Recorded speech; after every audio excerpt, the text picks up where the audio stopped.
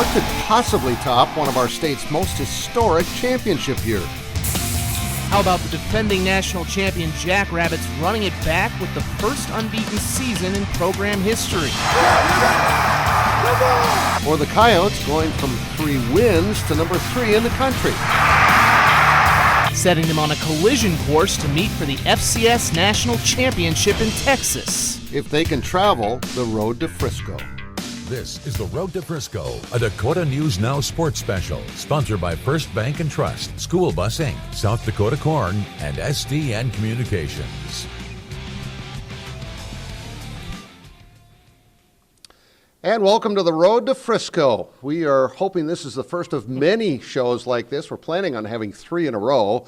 We're in Vermillion today, and next Saturday we're going to be in Brookings. I'm Mark Ovenden, and I'm a little sleepy after staying up late to watch Kalen DeBoer and the Huskies win that game last night. Congrats to the Millbank native. Yeah, we got nothing to do for about the next month. I'm Zach Borg. It has been arguably the greatest season of college football in our region. We've had a lot of great local teams that have accomplished some amazing things. 2 defending national champions, of course, Northwestern and the NAIA, the Red Raiders, will be playing in the quarterfinals today.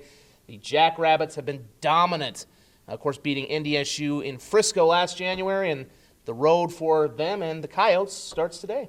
It does. South Dakota State has not lost since the first game of the year last year down at Iowa, 7-3. They're on a roll. They've won a bunch of games in a row as well. Our Cooper Seamers in Brookings. Cooper, how's it going up there? Well, Mark and Zach, it's a little cold outside right now, but we're inside here at the AD Suite at the beautiful Dana J. Dykhouse Stadium here, but it's going to look to be perfect football weather here coming up this afternoon. Now, officials here are excited for what will hopefully be a full crowd here as the Jackrabbits take on Mercer later today, and coming up here later in the show, we're going to be hearing from Athletic Director Justin Sell, as well as the voice of Jackrabbit football, Tyler Merriam, talking about today's game and how the season's gone so far for the Jackrabbits, especially with the excitement leading up so far. Unbeaten, like you said, since last year at that game against Iowa. So there's plenty coming up here from Brookings. But right now, we'll send it back down to you guys in Vermillion. All right, thank you, Cooper. And like we said, we will be hearing from him in Brookings throughout the show with special guests. And as we've said, just a remarkable season that's been fun to cover all along and should be even more fun as we get into the playoffs. And I think it's worth taking a look back at some of this. We're set up in the Dome Club, by the way, because the band is going to be practicing behind us here in a little bit. But the Dome has not been this alive since I was doing their games back in the 80s when they made it all the way to the national championship. How did they get here? Let's take a look. Not a lot of people believe us. Seeing the brackets with us getting knocked out in the first round or the second round, I kind of love seeing it. It's one of those things that just fuels my fire. Charles Beer inside the 5, he leaps, he's in, touchdown, South Dakota!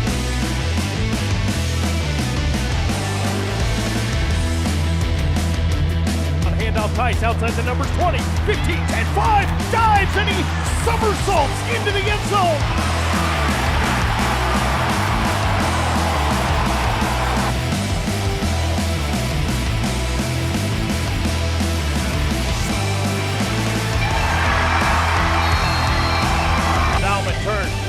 Wants to throw, pressure comes and gets to the outside. Now fires deep downfield. He's got Carter Bell. Catch is made at the 11. Stiff arm at the 5. Fights his way in to the end zone.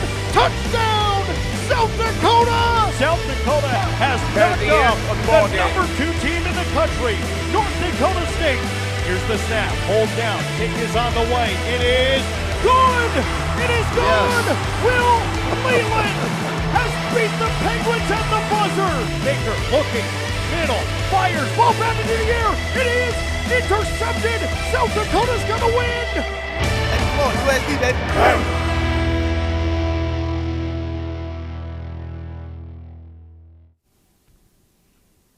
As for the top-ranked South Dakota State Jackrabbits, well, they have gone through a perfect season so far. Not unexpected, but certainly very impressive, Zach. Yeah, the first time in program history they have rolled to an 11-0 mark in a season of big-time moments and highlights. Ring the bell, Jackrabbit Nation! Your football team is the FCS National Champions! We made a statement in 2022 in the 22 season. But as I told the guys last night, that statement is now the standard. Time to work. Go time. Let's go.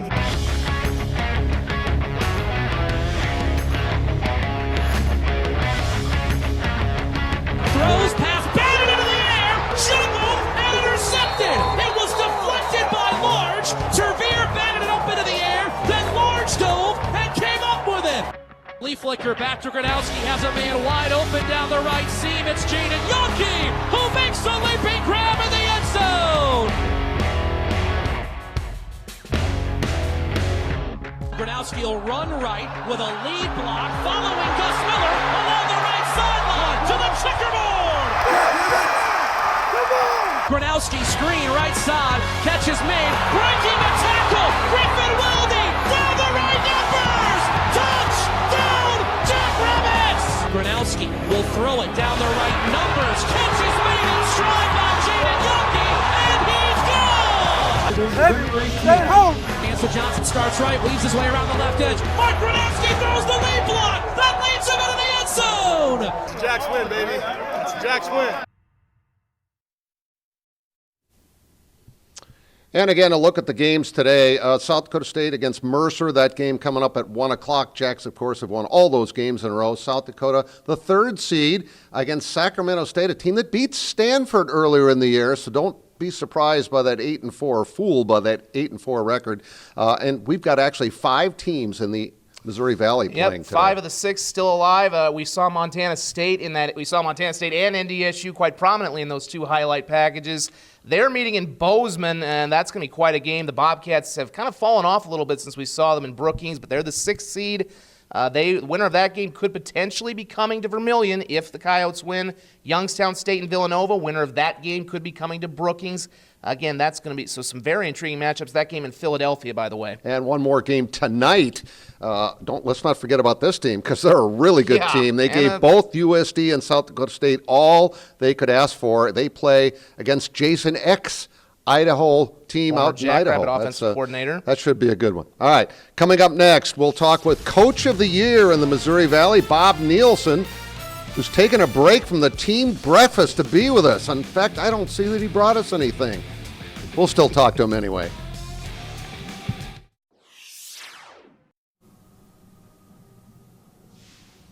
And welcome back to Road to Frisco. I'm Mark Ovenden in Vermillion with Missouri Valley Coach of the Year, Bob Nielsen. And you took a break from breakfast. What do the guys get on a day like today? What's the menu? Yeah, it's pretty much a breakfast menu. Eggs and sausage, bacon, pancakes, the kind of stuff that's pretty palatable at this time of the morning. We talk every Monday on Calling All Sports, but I'm curious, before a game, do you get anxious? There's always a little bit of butterflies. I've been doing this a long time. I think over 350 of these now, but there's still a lot of emotion, still some nerves that you go through on game day, no matter if it's first game of the year or a national playoff game. Let's talk about Sacramento State, who you play. I think people might be a little deceived by that 8-4 record. They played a tough schedule, struggled down the stretch, but boy, they look good against North Dakota. Yeah, great game. They offensively moved the ball very consistently against the North Dakota defense. Were opportunistic defensively, got them off the field at critical times there in the second half. And we all know what a difficult place that is to play at, and so a great win for them to keep their playoff drive alive. And they've got athletes, which is what scares you on a day like today. Yeah, they're a physical team up front. Offensively and defensively, they're experienced. Good perimeter skill offensively. With a quarterback that's a true dual threat. So you're going to have to contain the quarterback, eliminate or at least minimize some of that quarterback run and play well against the pass. Let's switch over to video of you guys. What I've liked about your team this year, you played what we call complementary football, right? Yeah, we have. Offensively, we've been able to control the ball better than we have in recent years. Take a little of the pressure off our defense, but at the same time, our defense has played really well all year. They do a good job of making it difficult for teams to score, as a result, we've been able to find different ways to win games. In games that we've needed to score points, we've done that. In games that we've been able to keep the keep it as a defensive battle. We found ways to win those games too. I'm guessing if it came down to one thing today, it would be establishing the line of scrimmage and getting your run game going. Yeah, I think that's the key. They're a team that wants to run the football too, and if we play great rush defense and are consistent with the running game, that's going to go a long ways to deciding the football game today. Are you excited about today? What a year this has been. Yeah, it's a great year. We've got a great group of young men that have really played well together, as you said, and I think that's one of the key to having a great year record-wise. Is you got a group that believes in each other, a group that plays for each other, and that's the kind of football team we have. Thanks for doing this. Get back to breakfast with your guys. All right, appreciate it. All right, Thanks. Bob. Thanks a bunch. Zach, you talked to some of the players. What do they have to say? Well, that's right, Mark. From 3 wins to number 3 in the country, it has been a remarkable turnaround, and they've done it with, as you said, some complimentary football, timely plays, and terrific defense. We spoke with them earlier this week to get their feelings on this season and this game ahead with the Sacramento State Hornets. I think the energy we bring, energy and passion, practice, we're flying around at practice every day. I know both defensively and offensively, we're doing good on good work against each other, and then just the leadership everybody brings, including coaches. I mean, they're bringing us up at practice if we're having a down day. They're trying to help bring us up, and then there's leaders in every room. It's unbelievable to have a defense like them. It's a nice safety blanket to know, if things aren't going great on offense, we can rely on them, and we do our best to help them out too. But, I think we've played our best this year when we play complementary football. I know for a fact older teams would just kind of freak out and think, okay, how can I make a play for this situation?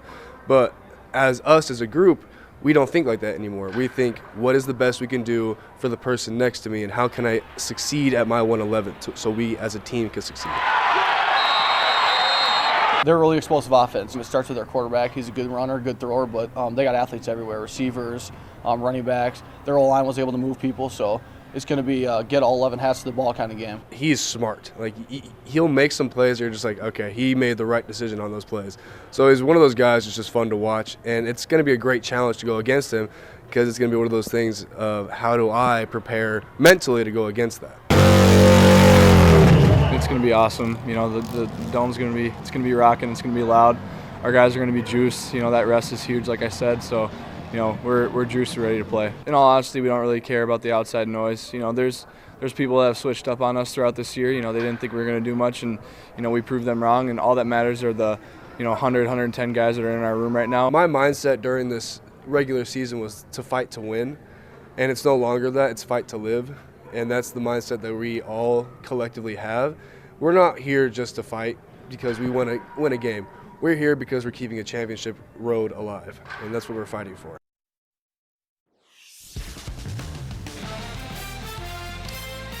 Speaking of the road, up next, we'll talk to Jimmy Rogers and some of his players about today's game with Mercer and Brookings.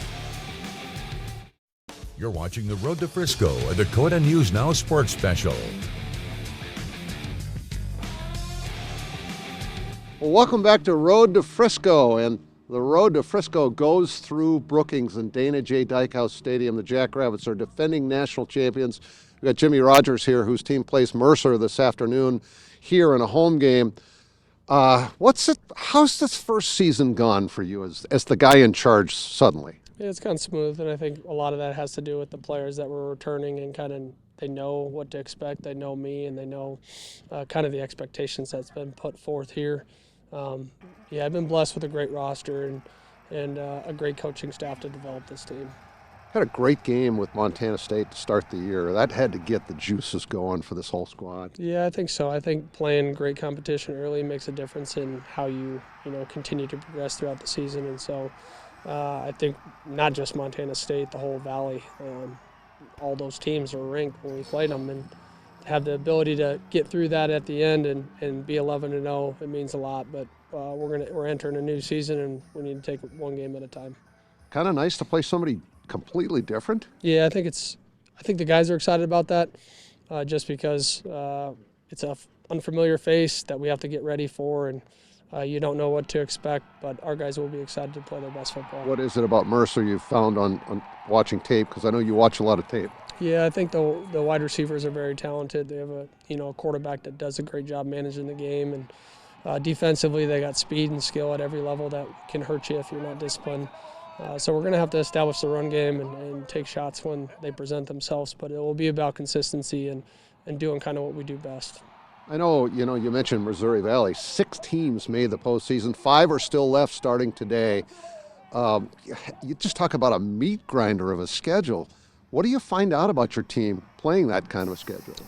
We just stress 1-0 and going 1 week at a time and kind of being present and being where your feet are at. So for us, it's been not a whole 11 game schedule. It has been 1 week at a time and trying to reset ourselves to be at our best every week. You got to be pretty proud of what they've accomplished. Yeah, but we're not done yet. Nobody will remember a team that was 11-0 and doesn't capitalize on a great season. So it's the same approach that we took in the regular season. We'll continue in the playoffs, and the journey will only get harder. They will remember. I'm a Patriots fan, and we had a chance for an undefeated season, and they lost to the Super Bowl on that David Tyree catch. Believe me, I still remember that. What stands out on this team of guys that just have a ton of experience? How much of a difference has that made? I think the difference stemmed from having that year of COVID. We got a lot of work in that time, and a lot of this team is gelled early and stuck together, and I think that's a product of years of consistency from Coach Stig to the coaching staff that was here prior to where we're at right now, and the relationships that have developed over years, because we get a lot of credit over this roster and who is returned and how many guys are returning for a 6th year, but I think that shows the culture here, and I think that shows the recruiting here, that it's been really strong over the years, and a lot of guys that were not heavily recruited that have developed into really great players. Well, it was you too. That was a long time ago, though. But still, I talked about that with a couple of your players. That's got to make you and Stig feel awfully good that so many guys came here who maybe weren't getting all the accolades out of high school that turned into phenomenal players. Yeah, I think it's a product of believing in people and showing grace and pushing them to be at their best, but at the same time, it's the players return into the program and really living up to the message and what they said that they would do, which is be all in and invest and give it their best. You having fun? Yeah, I'm having fun. Yeah, it's a little cold out today, but it's going to be a blast moving forward.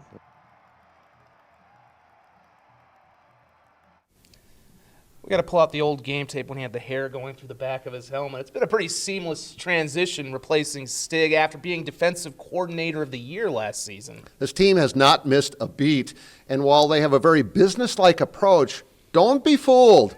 They're still having fun. No, it's a lot of fun out here every single day. Coach Rogers does a great job of bringing a competitive atmosphere, so we're having fun out here, trying to compete at practice. But, there's some of those things after games where we don't feel as good after a win sometimes because we know we didn't play to our standard, play to our best. So those are some of the things, but, we're out here having fun every single day. We're having a blast, man. We're absorbing these last little bit of moments we have left and just taking it in. And, yeah, we've been practicing for so long. We know how it goes. We got to come in and bring our A game every day. But, yes, we are enjoying these moments. Oh, yeah, we have a lot of fun, especially the chain gain and just talking smack to the O-line. We get after it, but there's also a mutual, we're having fun too. How enjoyable will it be to play somebody different? It's different. It's good. It's a little different, but, having someone else come in, a little different scheme, they do a lot of different stuff on offense, so it'll be good for us. Yeah, no, it's nice playing someone new. It kind of changes up the flow a little bit, but there's nothing wrong with playing someone that you're a little more familiar with and easier to study a little bit. But, I like the change up this week. I like what Mercer gives us, and I feel like we're going to have a good day. What's it been like having a target on your back this year? Because obviously now you're the North Dakota State that everybody wants to be. I feel like, yes, maybe there is a target on our back, but I feel like it's been that way for a while. We've been a good team since I've been here. Teams have gotten up to play us, and you wouldn't want it any other way. You don't want teams to come in and roll over.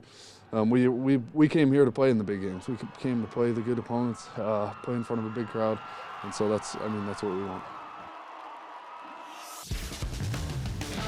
And that's what they've gotten all year long, tremendous crowds. All right, up next, we'll go tailgating and also take a look back down memory lane with one of the all-time great Coyotes. There he is, number 13, Scott Jones, scores a touchdown. That's next.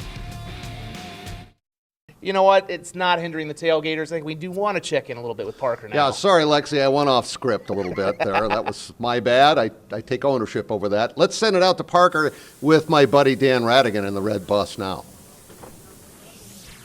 Yeah, we're doing pretty good out here, Mark. I'm out here with Dan Radigan, and the tailgating, it's just kicking off. I know it's a little early, 4 hours before kickoff, but you got to get started, got to warm up. And Dan, I wanted to ask you, with how cold it's been, how do you warm up for tailgating? I know that it's worth it when you get to kickoff, but how do you stay warm out here? It is. I tell you what we do. We get set up here, and we get the quarters set up with some walls and get the flames thrown at us and the heaters going. And it'll warm up by hour as we move toward game time. And it also helps that you got the big red bus too a little bit. But of course, you've been out here every home game this season, and this season has been something pretty special for Coyote fans. What makes this year, especially from a fan perspective, what makes this year so special? Well, we've been building up this last couple of years, and we've been hoping for a season such as this. And we were picked in the beginning of the year in the conference and what they've been able to do. We've had challenging games, it seems like, every weekend. We've played 3 top 10 teams. We're thinking, okay, this could be the week, and here we are. We're 9-2. We're excited about where we're at, and we're looking forward to the playoffs. Now, everybody's talking about fan experience. What makes this so special at Vermillion? Well, the excitement about this, that we literally have game days where it feels like we're having another Dakota Day down here. We've had games, we've had 150, 200 people here tailgating with us. And it's all about fan engagement, families, alumni coming back. And it's been a season to remember. It brings back memories of previous championship teams. And it's been a special season, and we're looking forward to our future. Now, before I toss it back, can I get a score prediction? Well, as I talk to people, we're thinking if we can hold them to 10 to 13 points, that'd be good. But I'll go with 27-13. All right, we're getting ready out here. Back to you guys. All right, Parker, thanks a bunch. And Dan, have fun out there. Now, we've got a guy that's been in this situation before. If you're a Coyote fan, you'd recognize this guy. Last year, I put you on the spot when we did our Road to Frisco show and asked you if you thought the Jackrabbits would win, and you said they would. I did. You were prophetic I there. predicted it. We're not Yep. talking about the Jackrabbits today with you. I'm sorry I put you in a bad spot with all your buddies. You were right, though. Yeah, absolutely. Let's roll some video here. This guy knows something about playing in the Dome in big games. Back in 1986, you guys went on a run that was unbelievable here, and the Coyotes ended up in the national championship. What's it like to play in a full dome with all the noise? Because it's different inside. Yeah, it's way different inside, especially this time of year. I played in the Dome a couple times in high school at O'Gorman High School. And we love the Dome. We love playing inside. You know, there's no wind. It's always 72 degrees, and you love the excitement and the thrill of playing in the Dome. There's the touchdown pass to Southwick, by the way. Nice job, Kurt. Nice catch. We love playing in the Dome. It's our home territory. We protect it, and all of Coyote Nation shows up, and we root the team on to victory. Yeah, that's a wide variety of stuff. Look at you. You that fast anymore? They didn't catch you. That Look was at pretty that. slow. I think that was a defensive tackle that was running me down. Or not running you down. Yeah. All right. In terms of a big game, you gave some advice to the Jackrabbits before the game last year down in Frisco. What would you give to the Coyotes today? Because obviously they're the third seed. They've got a chance to have a couple of games here in the Dome, but you got to worry about today. Yeah, it's one game at a time. Give it everything you got. Own it. Go out and have fun. Trust your teammates. Trust your coaches and the game plan, and just go out and have a great time, and own it and make it your win. What does it mean to see them succeeding like this? Hopefully, this becomes a regular thing for them as well. But to see them, I mean, not only does for them, but it wakes up people to what happened in the '80s and reminds people of just what this program has been and can be moving forward as well. Well, it's got a great tradition here for the Coyotes. We played great in the '80s. They had some very successful teams in the early 2000s through 2010 or so. They beat Minnesota up there in 2010, which was a huge win.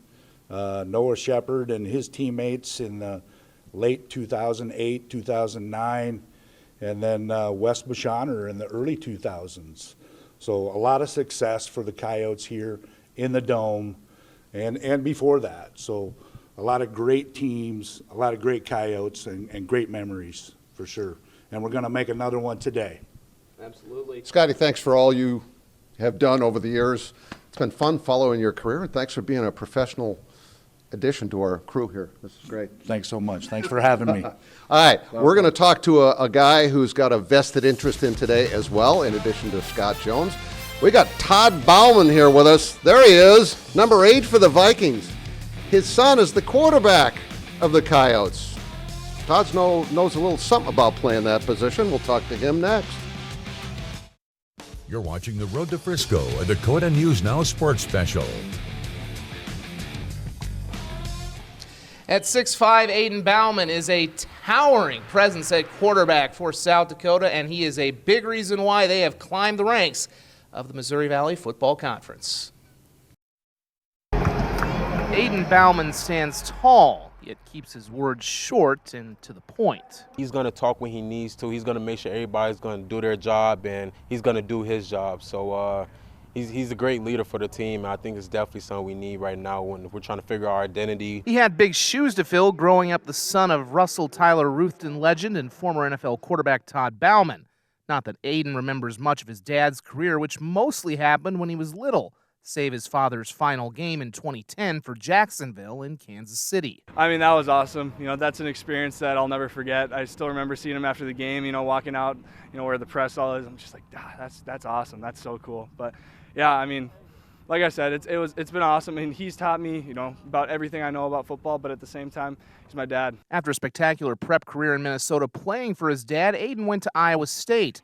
Unable to crack the starting lineup, he followed a former Cyclone assistant to Vermillion. Expectations for me, any expectations I get from anybody else, they're going to be lower than my own for myself. So I don't really pay attention to what anybody else thinks. I'm just, you know, trying to fulfill my own expectations. Halfway through last season, Bauman came off the bench for the Coyotes against the 14th-ranked Southern Illinois Salukis and led a comeback win on Dakota Days.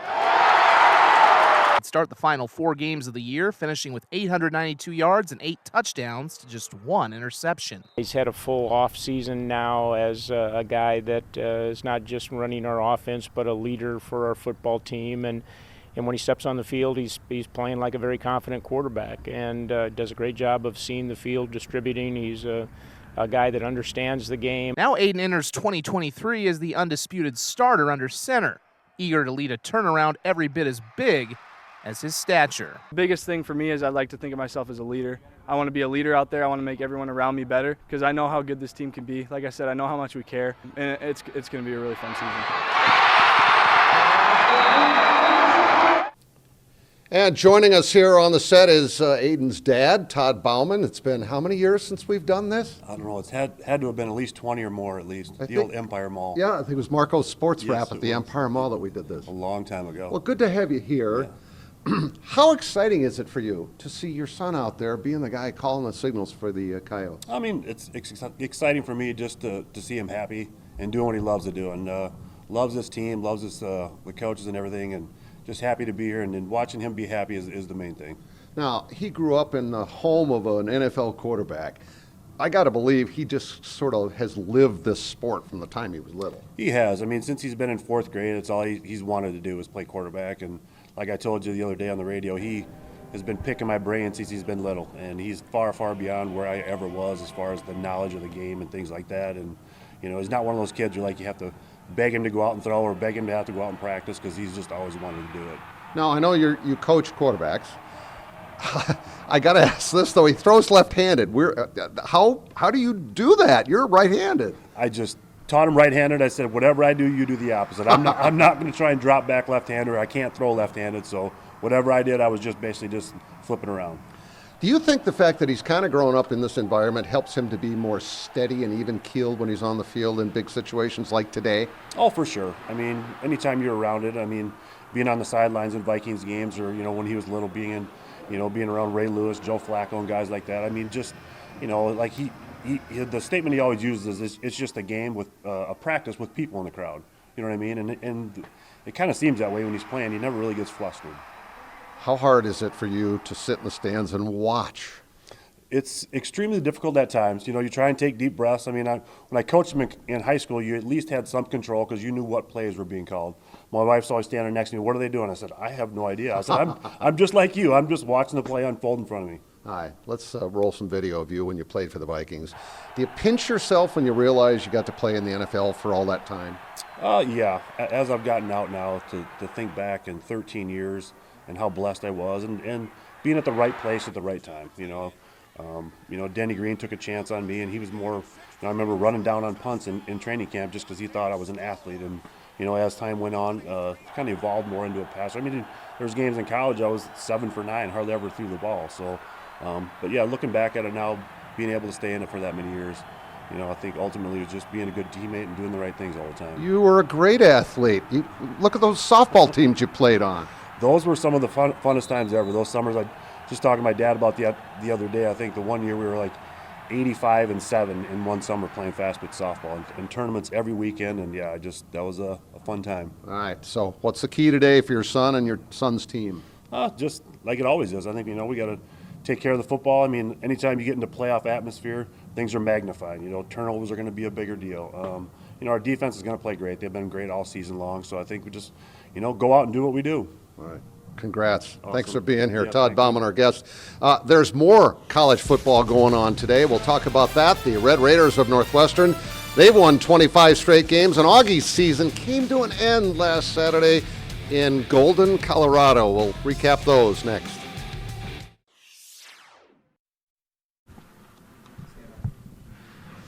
Well, this was arguably the greatest season in Augustana football history. And last weekend, unfortunately, it came to an end against what was the consensus #1 team in the nation. They were the #1 team in the nation, no question about that. Pete Sturbick, ironically, a former Augustana player, was the head coach of Colorado Mines. Let's roll some of the video from that game last week because it was dominated by the ore diggers. The Vikings ultimately just could not hang with the #1 Colorado Mines team last week. Their great season ending with a 56-10 loss. As I said, ironically, coached by Pete Sturbick, the Vikings went 11-2, captured the NSIC championship, their first outright championship in decades, and they advanced in the postseason for the second time as well. Though they'll have a lot of talented seniors to replace, that's nothing new for Coach Jerry Olszewski over the decades that he's been at the helm, whose teams have continued to raise the standard, and the program continues to move forward under Coach OJ. The things that they've accomplished and put Augustana on the map for football. And raise the bar for our underclassmen. We got some really good younger players coming up, and the expectation is high, for us to get around, and we'll be back. We'll find a way to claw, scratch, and bite through our league and get an opportunity at whoever we get a chance to next year. The 11 wins matches the record for most in program history. In the NAIA playoffs last Saturday, the Northwestern Red Raiders kept 2 streaks alive in the second round, despite a spirited effort from the Dordt defenders after the Red Raiders scored on their first possession, and Dordt was actually able to keep them out of the end zone the rest of the game. Northwestern defeated Dordt for the 17th consecutive time, and in the process won a defensive battle in the rivals' first ever playoff meeting, 7-0. That's also the Red Raiders' 25th consecutive victory and keeps alive their hopes for repeating as NAIA national champions. I told our guys, there's no pictures next to the win, and when you get to this point in the season, the goal is to win and move on, and we're one of 8 teams that get the opportunity to play next week. It doesn't matter what the game looked like. We're going to learn from some things, but the ability to play complementary team football and just one side picks up the other side, make plays when we need to, and find a way to win. The Red Raiders are back home today for the national quarterfinals against St. Xavier of Illinois. Now, since starting the season with an overtime win at Drake, Matt McCarty's team has gone through the year unscathed, including a regular season win over Morningside, who got knocked out last week. They're off to a great start in defense of their national title. And, of course, the second round of the FCS playoffs are set as well. South Dakota will host Sacramento State later today here in the Dome at 1 o'clock, while South Dakota State gets Mercer up in Brookings. Both games, 1 o'clock, with live streaming on ESPN+. North Dakota State and Youngstown State play today as well. There are 5 Missouri Valley teams left. Let's go to the final board. Southern Illinois plays tonight on ESPN 2. That's a 9 o'clock kickoff. Now, we talked about the game in Brookings. That's where we find Cooper Seamer with Justin Sell. Take it away, guys. Well, thanks, Mark. Well, Justin, thank you so much for, first of all, letting us in your suite here. Justin Sell, the athletic director here at South Dakota State. And what a beautiful day it's going to be. It's a little cold outside right now, but it's going to be a great day of football out here. And I know you guys are expecting a great crowd. You're just talking about that before with how much, obviously, expectations there are for the team. But this is just a fun team to watch, even as a fan, I'm sure. Yeah, and a lot of guys that have invested a lot of time into it as well over the years. So we've got a lot of seniors and people that have followed them for a long time. And certainly with the coaching change from Coach Stig to Coach Rogers, and then to be able to have the success it just seems to have been building each week of the season. Absolutely. We were talking just about 11 months ago, right after the game in Frisco, and you were telling me, it's kind of almost a dream at that point, where the program was, however many years ago even, to where we're at right now. Even though, we're post-championship, a perfect season so far, you still have to pinch yourself a little bit sometimes going, this is where we're at athletically as a university and, even just as the football team itself.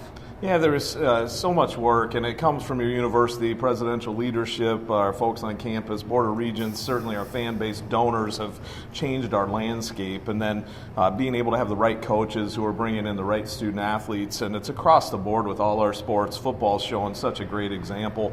At a national level, we've been able to raise the bar, and I walked out of the selection show a week and a half ago, and I did pinch myself. I'm like, we were national champions. You have those moments where it's almost like you can't believe that it happened, and yet having the opportunity to go try to get another one here this quickly is really exciting. Absolutely. One more question here for you, Justin. I know we were talking about this, that you guys have a great crowds all year. So so far this team's been so fun to watch. Obviously, playoff games can be hit and miss in December, but we're looking to see a pretty full crowd here today, is what I understand it to be.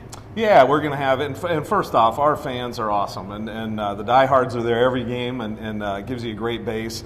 We get a lot of students out here, and students make the difference on that field. And for us, traditionally it is more difficult in December. You have so many competing interests. It's not that our fans don't care, don't want to be here. There's just a lot of other things going, but we're going to have a great crowd. There will be a home field advantage for us today for sure. Absolutely, and getting to have all that road to the Frisco starting right here in Brookings and up until possibly getting to Texas, we'll be here in Brookings as well. So, Justin, thank you so much again for taking time to chat with us today. And coming up, we'll be speaking with Tyler Merriam as well, the voice of the Jackrabbits football, in just a little bit.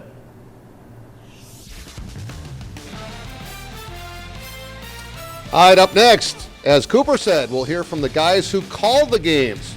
Tyler for South Dakota State and John for USD. They're with us when we come back. Stay with us.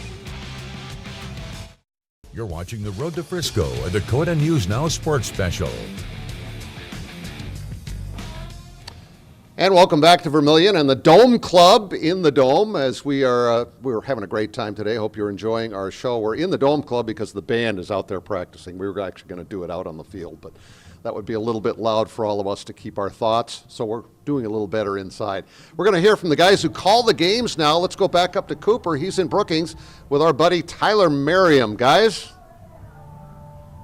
Well, Mark and Zach, I don't think there's anybody that you can talk to that knows more about a team or more about the season than the guy who calls it. And we're here at Tyler Merriam. Tyler, thanks for being so, taking time to speak with us this morning. This has just been a fun team to watch all this year. You look at highlights, you look at what this team has done, season records aside. If you're even just remotely a fan of football, this is a fun team to watch this year. Well, you look on paper, this is one of the best seasons in FCS history, and that locker room will tell you there's a lot of work yet to be done.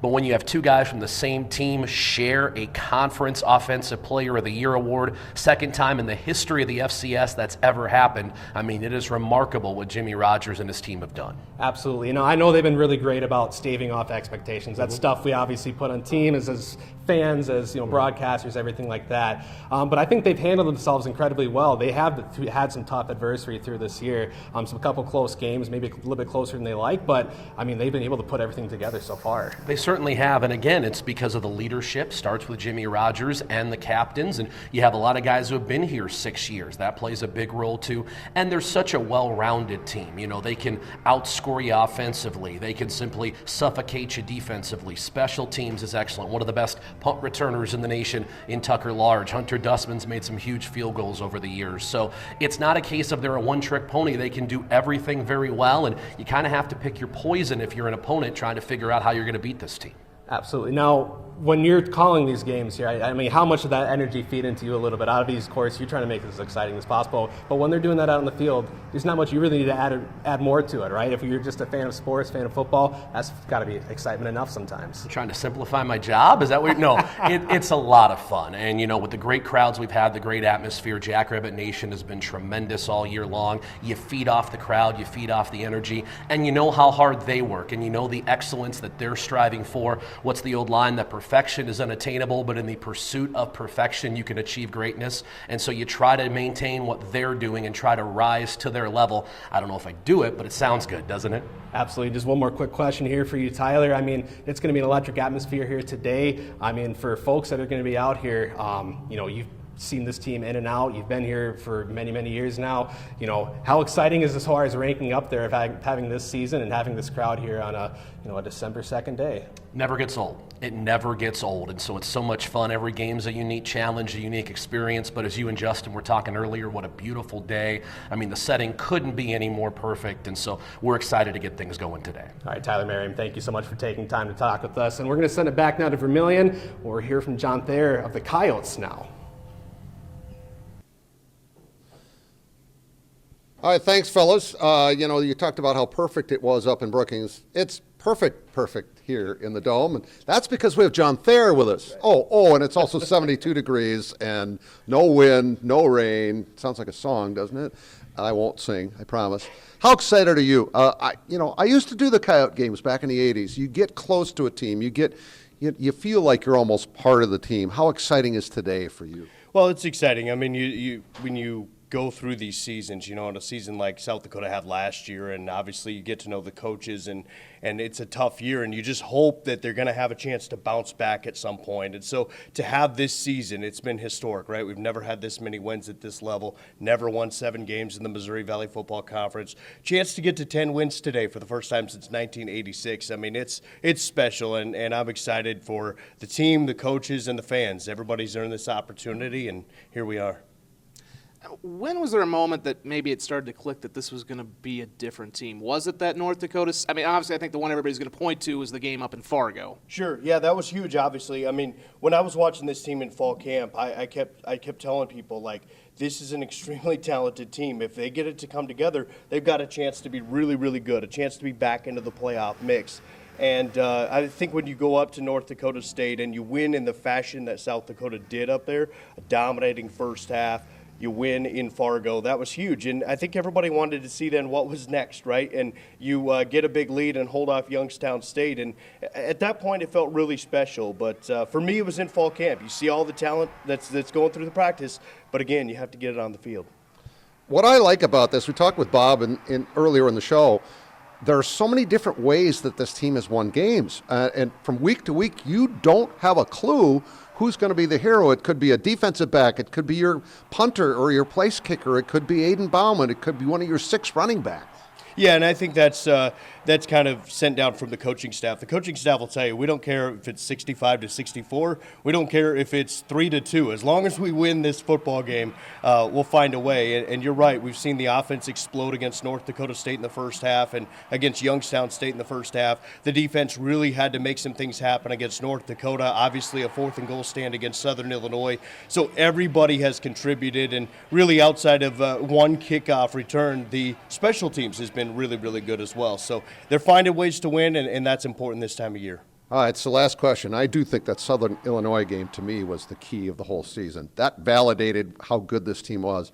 But are you nervous about games like today? I mean, do you sleep well the night before? I didn't sleep worth a darn being excited about being here today. Yeah, I think it's more of you just thinking about, trying to do a good job of what you do. You know, you're a very small part of the entire operation. And so I get excited for it because this is a chance for continued history, right? South Dakota's never gone to the quarterfinals of the FCS playoffs. So I get really excited, and you get a little bit of nerves, but at the end of the day, when we get going and the game kicks off, everybody settles down because then you're back to just being a football game. Thanks for being here with us. John Thayer, our guest, thanks for being with us. We're going to take one more break, and when we come back, some final thoughts about today's games in Brookings and Vermillion on Road to Frisco.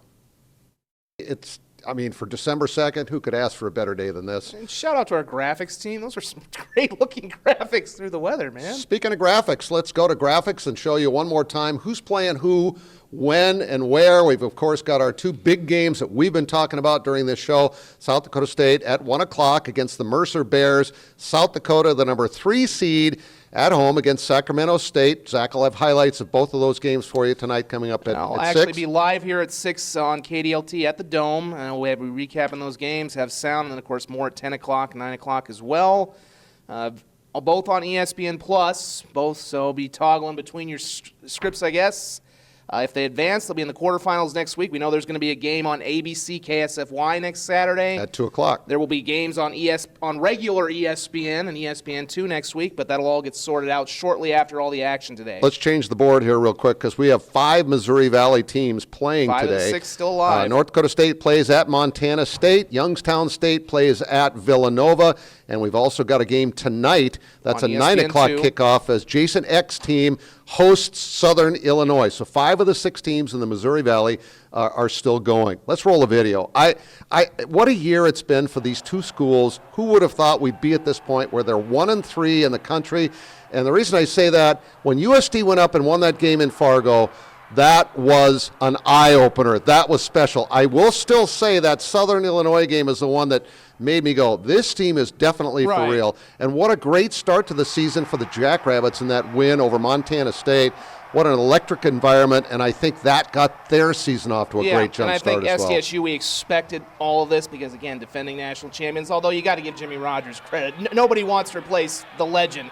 I think with USD in this SIU game, though, they were coming off that SDSU loss. A lot of people wondered, could they come back from that? They certainly did. And now's the test. They've never been in this position.